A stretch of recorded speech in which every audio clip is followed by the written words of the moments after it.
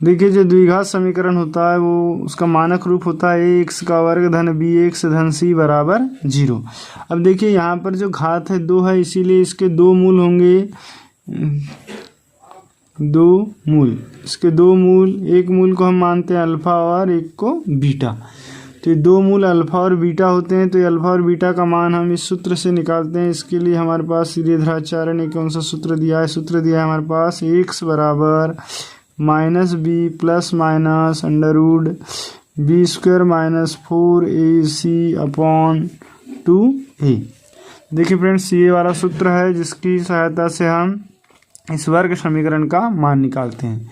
लेकिन वर्ग समीकरण का जो मान निकालते हैं तो मूलों का अस्तित्व होगा या नहीं होगा, या मूल काल्पनिक होंगे या वास्तविक होंगे, ये हमको पता चलता है ये बी स्क्वायर माइनस 4ac के मान से।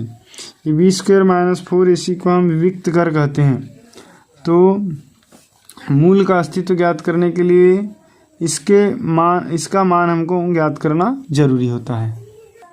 तो देखिए ये बी स्क्वायर माइनस 4ac को हम विविक्त कर कहते हैं। तो विविक्त कर d बराबर बी स्क्वायर माइनस 4ac। अब जो मूल की प्रकृति होती है, तो मूलों की प्रकृति तीन कंडीशन पर निर्भर करती है। नंबर 1 क्या होता है? मूल वास्तविक होंगे। पहली कंडीशन बनती है कि जो मूल है वो कैसे होंगे? वास्तविक होंगे। मूल वास्तविक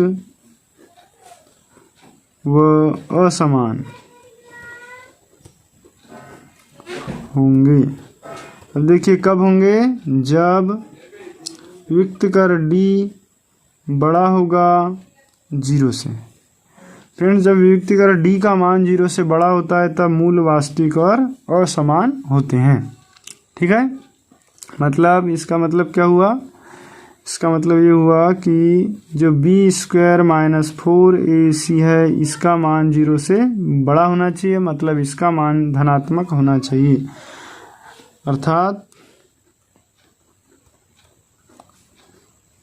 d का मान धनात्मक होना चाहिए।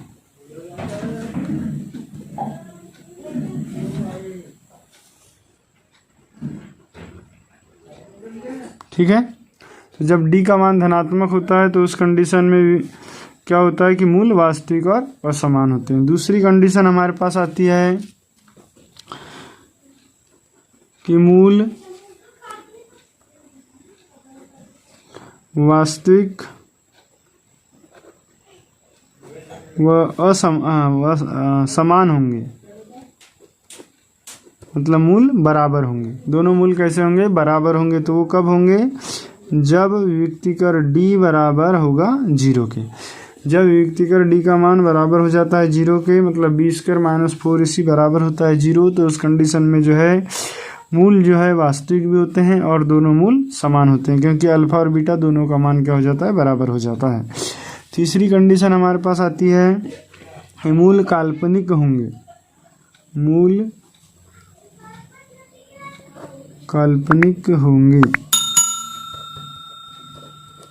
तो मूल काल्पनिक होंगे, तो मूल काल्पनिक कब होंगे फ्रेंड्स? जब होंगे जब क्या होगा? जो विविक्तिकर d का मान है ये कैसा हो जाएगा? छोटा होगा 0 से। जब विविक्तिकर d छोटा होगा 0 से, अर्थात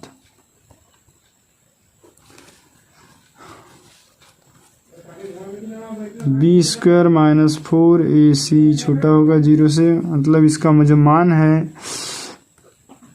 का मान कैसा होगा? ऋणात्मक होगा।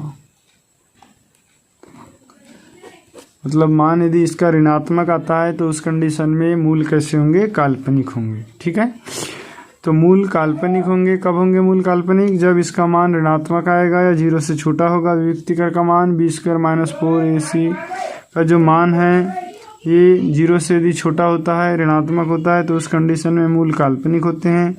जब इसका मान 0 के बराबर होता है तो मूल बराबर होते हैं और वास्तविक होते हैं, और जब इसका मान 0 से बड़ा होता है तो उस कंडीशन में दोनों मूल क्या होते हैं? वास्तविक होते हैं और असमान होते हैं। तो ये तीन कंडीशन होती है मूल की स्थिति बताने के लिए। तो देखिए मूल का अस्तित्व कब होगा? वर्ग समीकरण का अस्तित्व तब होता है जब मूल कैसे होना चाहिए? वास्तविक होना चाहिए, तब मूल का अस्तित्व होता है। यदि मूल काल्पनिक हो गया इसका मान, मूल काल्पनिक होंगे तो वर्ग समीकरण का कोई अस्तित्व नहीं होगा।